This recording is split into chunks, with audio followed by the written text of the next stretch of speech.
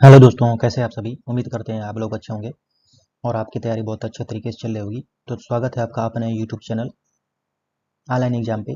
इस वीडियो में आपको जो है सी टेट का प्रैक्टिस सेट को डिस्कस किया जाएगा। सी टेट का जो CDP का 30 क्वेश्चन जो कि आपके सी टेट एग्जाम के लिए बहुत महत्वपूर्ण रहने वाला है, तो उसको डिस्कस किया जाएगा, जो कि आपके जो सितंबर में सी टेट होने वाला है उसके लिए बहुत महत्वपूर्ण रहने वाला है। तो वीडियो को पूरा देखिएगा और अच्छा लगेगा तो लाइक और सब्सक्राइब करिएगा। तो चलिए बिना देर के शुरू करते हैं। आज का पहला क्वेश्चन है ये, बच्चे सीखते हैं। इसमें पहला है, पूछ रहा है कि बच्चे सीखते हैं, कैसे सीखते हैं। अनुभव के माध्यम से, स्वयं करके, प्रश्न पूछकर या एक दूसरे का अनुसरण करके। तो इन कथन में से कौन कौन से सही है, पहला, दूसरा, तीसरा और चौथे में से। तो बच्चे कैसे सीखते हैं, तो बच्चे जो सीखते हैं अनुभव के माध्यम से सीखते हैं, ये भी ठीक है। स्वयं करके भी सीखते हैं, प्रश्न पूछकर भी सीखते हैं टीचर से, उसके बाद एक दूसरे का अनुकरण करके भी सीखते हैं। यानी कि ये चारों सही है। ऑप्शन इसका आप हो जाएगा ये सभी। अगला प्रश्न है इसमें, कह रहा है किसी मनोवैज्ञानिक के अनुसार अनुभव द्वारा व्यवहार में रूपांतरण लाना ही अधिगम है।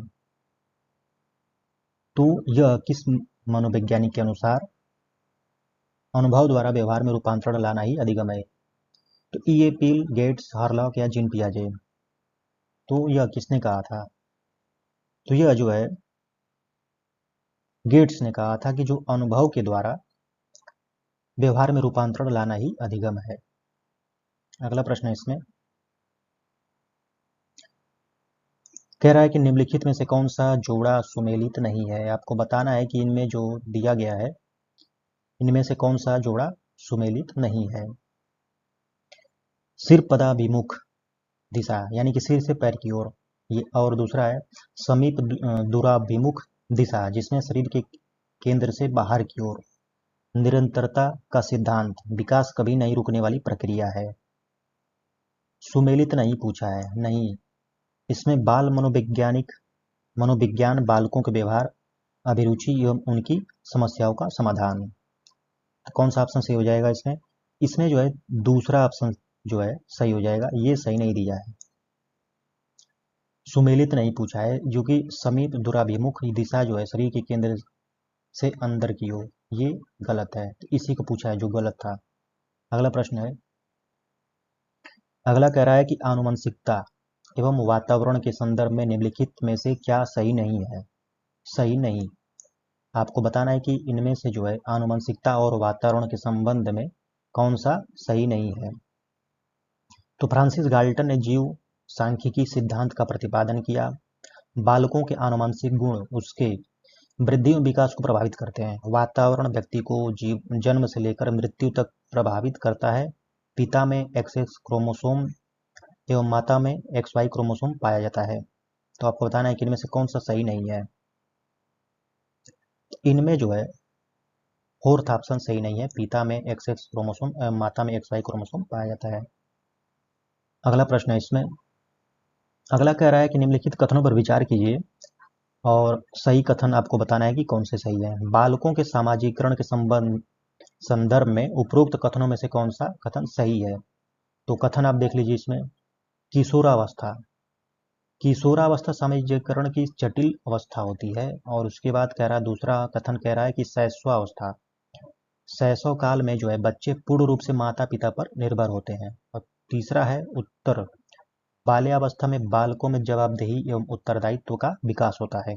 तो आपको बताना है कि इन तीनों ऑप्शन में से, तीनों कथनों में से कौन कौन से सही है। तो इनमें जो है उपरोक्त सभी तीनों सही है। किशोरावस्था जो होता है समाजीकरण की जटिल अवस्था होती है। और शैशव काल में जो है बच्चा पूरी तरह से माता पिता पर ही निर्भर होता है। और उत्तर बाल्यावस्था में बालक को में जवाबदेही एवं उत्तरदायित्व का विकास होता है। यानी कि ऑप्शन फोर्थ सही हो जाएगा इसका। अगला प्रश्न है इसमें, कह रहा है कि निम्नलिखित सामाजिकरण के सिद्धांतों को उनके सही प्रतिपादक से मिलान कीजिए। आपको बताना है कि इनमें जो है कुछ सिद्धांत दिए गए हैं और उनके जो प्रतिपादक हैं सामने ये दिए गए हैं, इनमें मिलान करना है। तो इनमें मिलान करना है तो मनोविश्लेषणात्मक सिद्धांत किसका है, और पारिस्थितिक परक सिद्धांत, मनोसामाजिक सिद्धांत और स्वदर्पण का सिद्धांत आपको मिलान करना है। तो इसमें जो है मनोविश्लेषण सिद्धांत जो है सिगमंड फ्रायड ने दिया था। कौन दिया था? सिगमंड फ्रायड ने दिया था। और पारिस्थितिकी परक सिद्धांत जो है दिए थे यूरी ब्रोनफेन-ब्रेनर ने दिया था। और वो मनोसामाजिक सिद्धांत जो देने वाले थे, इसको देने वाले थे एरिक्सन। और उसके बाद जो है स्वदर्पण का सिद्धांत दिए थे कूले। यानी कि आपका ऑप्शन, पहला ऑप्शन सही हो जाएगा इसमें। ए का दूसरा, बी का पहला, सी का फोर्थ और डी का तीसरा। अगला प्रश्न है इसमें, कह रहा है निम्नलिखित में से किस मनोवैज्ञानिक ने सामाजिक सांस्कृतिक सिद्धांत का प्रतिपादन किया है? कौन से मनोवैज्ञानिक ने सामाजिक सांस्कृतिक सिद्धांत का प्रतिपादन किया है? तो इसमें जो लेव वाइगोत्स्की ने सामाजिक सांस्कृतिक सिद्धांत का प्रतिपादन किया है। और जीन पियाजे ने कौन सा किया था? तो संज्ञानात्मक विकास का सिद्धांत दिए थे जीन पियाजे। और लॉरेंस कोलबर्ग जो है नैतिक विकास का सिद्धांत दिए थे। और वाइगोत्स्की ने सामाजिक सांस्कृतिक सिद्धांत का प्रतिपादन किया था। अगला प्रश्न है इसमें, जीन पियाजे ने बालकों में कौन होने वाले संज्ञानात्मक विकास को कितनी अवस्थाओं में विभाजित किया था? जो जीन पियाजे थे उन्होंने बालकों पर संज्ञानात्मक विकास का सिद्धांत जो दिए थे उनमें से उसको कितने अवस्थाओं में विभाजित किया है? तो कौन सा ऑप्शन इसमें सही हो जाएगा? तो इसमें जो 4 अवस्थाओं में विभाजित किए थे जीन पियाजे ने। अगला प्रश्न है इसमें, बाल केंद्रित शिक्षा एवं प्रगतिशील शिक्षा के संदर्भ में निम्नलिखित में से क्या सत्य नहीं है? सत्य नहीं पूछा है। इसमें जो है कौन सा सही नहीं है बाल केंद्रित शिक्षा के संदर्भ में? तो इसमें जो है फोर्थ ऑप्शन सही नहीं है। जो बाल केंद्रित शिक्षा एवं प्रगतिशील शिक्षा का उद्देश्य बालकों को केवल पुस्तकीय ज्ञान उपलब्ध कराना है, न कि उनका सर्वांगीण विकास करना है, ये गलत है। जो सत्य नहीं, इसमें जो है बाल केंद्रित एवं प्रगतिशील शिक्षा का उद्देश्य जो होता है बालकों का ज्ञान बढ़ाना और उनका सर्वांगीण विकास करना होता है। तो इसमें जो ये गलत दिया है, यानी कि फोर्थ ऑप्शन सही हो जाएगा। अगला प्रश्न है इसमें, कह रहा है कि बुद्धि निर्माण के सिद्धांत के अनुसार निम्नलिखित में से कौन एक सुमेलित नहीं है? बुद्धि निर्माण, तो आपको बताना है कि इनमें कौन सा सही सुमेलित नहीं है। तो बहुबुद्धि सिद्धांत देने वाले कौन थे? हार्वर्ड गार्डनर, ये तो सही है। द्विकारक सिद्धांत देने वाले स्पीयरमैन, ये भी ठीक है। और त्रिआयामी सिद्धांत गिलफोर्ड ने दिया था, ये भी ठीक है। और ये जो है तीसरा ऑप्शन जो है ऑप्शन नंबर 3 समूह कारक सिद्धांत कैटल नहीं दिए थे, ये गलत है। क्या सुमेलित नहीं है? तो यही कैटल, यही वाला ऑप्शन 3 जो है सुमेलित नहीं है। अगला प्रश्न है इसमें, कह रहा है कि यदि व्यक्ति ने अपने वातावरण से सामंजस्य करना सीख लिया है या सीख सकता है तो उसमें बुद्धि है। कौन सी बुद्धि है? बुद्धि के संदर्भ में यह कथन किस मनोवैज्ञानिक का है? हेनमान, कॉल्विन, वेस्लर, थिंटर। तो यह जो है कॉल्विन मनोवैज्ञानिक का बुद्धि के संदर्भ में कथन है। क्या कहते हैं कि यदि व्यक्ति ने अपने वातावरण के से सामंजस्य करना सीख लिया है या सीख सकता है तो उसमें बुद्धि है। अगला प्रश्न है इसमें, अगला कह रहा है कि भाषा के संदर्भ में निम्नलिखित में से कौन सा कथन सत्य है? भाषा के संदर्भ में बताना है आपको। तो भाषा भावों, विचारों एवं अभिव्यक्ति को प्रस्तुत करने का एक सशक्त माध्यम होता है। तो ठीक है, ये तो ठीक है, पहला कथन सही है। भाषा का जुड़ाव उसकी संस्कृति एवं सभ्यता से होता है, ये भी ठीक है।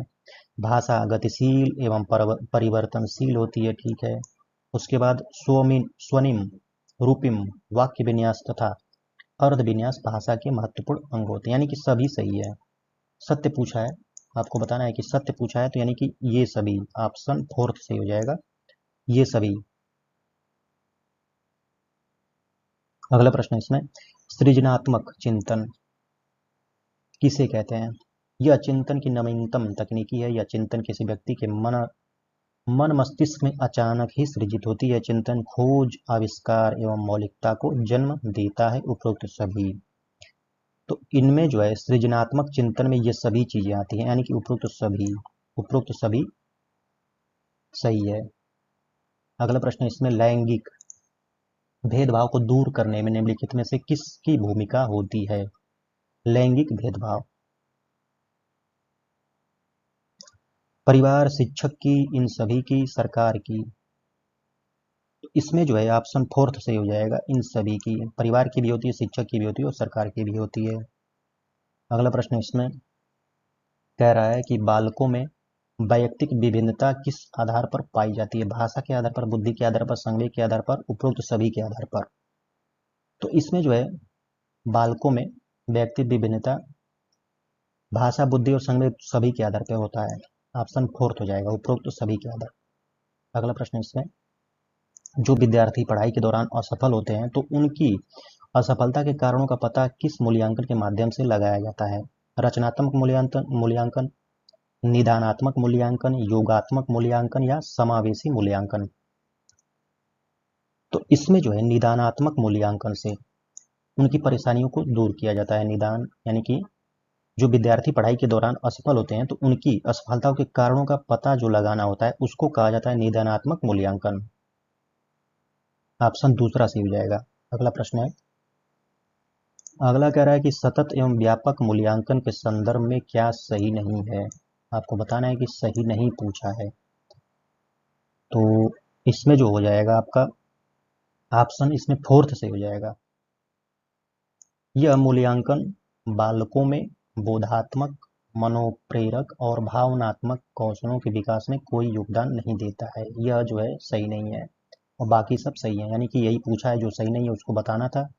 ऑप्शन फोर्थ हो जाएगा। अगला प्रश्न है, किस प्रकार के प्रश्न के माध्यम से किसी विषय के अधिकतम भागों को पूरा किया जा सकता है? किस प्रकार के प्रश्न के माध्यम से? लघु उत्तरीय प्रश्न, निबंध, निबंधात्मक प्रश्न या वस्तुनिष्ठ प्रश्न या चित्रात्मक प्रश्न? किस प्रश्न के माध्यम से किसी विषय के अधिकतम भागों को पूरा किया जा सकता है? तो इसमें जो है लघु उत्तरीय प्रश्न से आप जो है किसी भी विषय के अधिकतम भागों को पूरा कर सकते हैं। ऑप्शन नंबर फर्स्ट हो जाएगा इसमें सही। अगला प्रश्न है, कह रहा है कि किस अनुच्छेद के अंतर्गत अनुसूचित जाति एवं जनजाति के बच्चों के लिए शिक्षा मुहैया कराने हेतु राज्यों की प्रतिबद्धता की बात कही गई है? तो यह जो है ऑप्शन फर्स्ट में ही है, अनुच्छेद 15 के फोर्थ में दिया गया है। अगला प्रश्न है इसमें, डिस्ग्राफिया, ये बच्चों से विकार से संबंधित है। तो डिस्ग्राफिया किससे संबंधित है? डिस्ग्राफिया में क्या होता है? बच्चा लेखन विकार होता है, लिखने में उसको समस्या होती है तो उसको कहा जाता है डिस्ग्राफिया। अगला प्रश्न है इसमें, प्रतिभाशाली विद्यार्थी का गुण होता है सामान्य बुद्धि का अधिक प्रयोग करते हैं, विषय वस्तु को समझने में विश्वास रखते हैं, मौलिक चिंतन करने की प्रवृत्ति होती है, उपरोक्त सभी। आपको बताना है कि जो प्रतिभाशाली विद्यार्थी होती हैं उनमें कौन कौन से गुण होते हैं। तो यानी कि ये सभी होता है, उपरोक्त सभी। वह जो है मौलिक चिंतन करने की प्रवृत्ति होती है और ये जो है सामान्य बुद्धि का अधिक प्रयोग करते हैं और विषय वस्तु को समझने में विश्वास रखते हैं, यानी कि सभी सही है। अगला प्रश्न है इसमें, कह रहा है कि विद्यार्थियों की असफलताओं का कौन सा कारण उत्तरदायी होता है? विद्यार्थियों की असफलता का कारण, असफलता का कौन सा कारण आपको बताना है? विद्यालय का परिवेश, अभ्यास का अभाव, पारिवारिक माहौल, अभिरुचि एवं जिज्ञासा की कमी।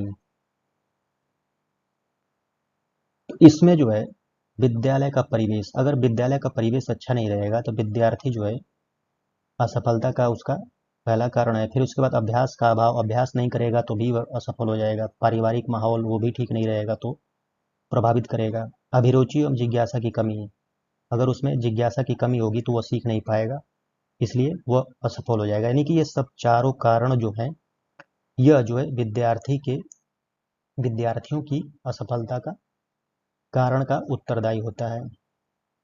ऑप्शन इसमें फोर्थ से हो जाएगा। आगे है इसमें, कह रहा है कि निम्नलिखित में से किस मनोवैज्ञानिक ने शिक्षा के क्षेत्र में प्रोजेक्ट परियोजना विधि का प्रतिपादन किया था। प्रोजेक्ट विधि तो Kilpatrick, Froebel, Maria Montessori, gene Henry pestology. तो इसमें जो है किलपैट्रिक ने जो है प्रोजेक्ट विधि का प्रतिपादन किया था। ऑप्शन पहला ही सही हो जाएगा, किलपैट्रिक। अगला प्रश्न इसमें कह रहा है कि निम्नलिखित में से कौन सी विधि समस्या समाधान की वैज्ञानिक विधि है। समस्या समाधान की वैज्ञानिक विधि, समस्या को समझना, जानकारी का संग्रह, निष्कर्षों का निर्णय, उपरोक्त सभी। तो इनमें जो है उपरोक्त सभी हो जाएगा। समस्या को समझना वैज्ञानिक विधि पूछा है, जानकारी का संग्रह और निष्कर्षों का निर्णय, यानी कि ये तीनों हो जाएगा उपरोक्त सभी। अगला प्रश्न इसमें कह रहा है कि किस सिद्धांत के अंतर्गत यह बात कही गई है कि सीखने हेतु कार्य को बार बार दोहराना आवश्यक है। किस सिद्धांत के अंतर्गत, प्रयास एवं त्रुटि सिद्धांत के अंतर्गत, शास्त्रीय अनुबंधन सिद्धांत के अंतर्गत, सक्रिय अनुबंधन सिद्धांत के अंतर्गत और अनुभव जन्य अधिगम सिद्धांत के अंतर्गत। इसमें जो है प्रयास एवं त्रुटि सिद्धांत के अंतर्गत कहा गया है कि जब तक वह प्रयास नहीं करेगा, बार बार सीखने हेतु कार्य को बार बार नहीं दोहराएगा, तो वो सीख नहीं पाएगा। तो प्रयास एवं त्रुटि सिद्धांत में यह बात कही गई है। अगला प्रश्न इसमें कह रहा है कि निम्नलिखित में से किस मनोवैज्ञानिक ने इस बात पर बल दिया कि बच्चे प्रेक्षणात्मक अधिगम के माध्यम से एक दूसरे का अनुकरण करके सीखते हैं। किस मनोवैज्ञानिक ने यह बात कही थी, पर बल दिया था। बी.एफ. स्किनर और अल्बर्ट बंडूरा, लेविनकर्ट, कोहलर। तो इसको देने वाले थे अल्बर्ट बंडूरा, जिन्होंने कहा था कि इस पर बल दिया था कि बच्चे जो है प्रेक्षणात्मक अधिगम के माध्यम से एक दूसरे का अनुकरण करके सीखते हैं। ऑप्शन दूसरा सही हो जाएगा इसका। अगला प्रश्न है, कह रहा है कि निम्नलिखित में से किस मनोवैज्ञानिक ने संवेग के 14 प्रकार बताए हैं।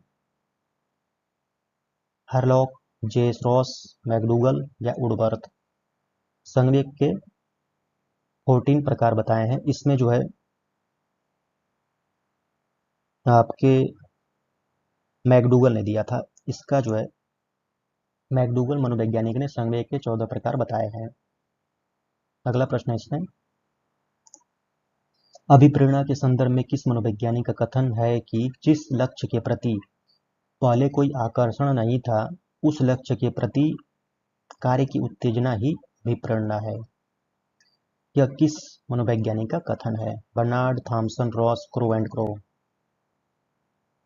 तो यह जो है बर्नार्ड का कथन है। बर्नार्ड कहते हैं कि जिस लक्ष्य के प्रति पहले कोई आकर्षण नहीं था, उस लक्ष्य के प्रति कोई कार्य की उत्तेजना ही अभिप्रेरणा है। अगला प्रश्न इसमें कह रहा है निम्नलिखित में से कौन सी सीखने की विशेषताएं हैं। सीखना सार्वभौमिक है, सीखना व्यवहार में परिवर्तन है, सीखना विकास की प्रक्रिया है, सीखना उद्देश्यपूर्ण है।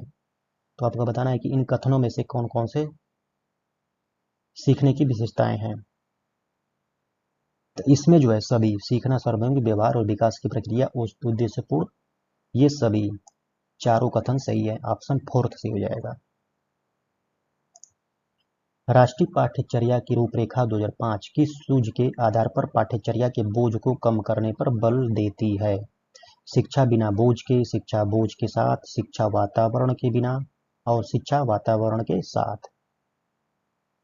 तो शिक्षा बिना बोझ के यह जो है राष्ट्रीय पाठ्यचर्या की रूपरेखा 2005 की सूझ के आधार पर पाठ्यचर्या के बोझ को कम करने पर बल देती है। तो इस वीडियो में आपको जो है सीटेट का जो एग्जाम होने वाला है उसके सीडीपी के 30 महत्वपूर्ण क्वेश्चनों को डिस्कस किया गया है। वीडियो कैसा लगा कमेंट करके बताइएगा और अपने दोस्तों में भी शेयर करिएगा। धन्यवाद।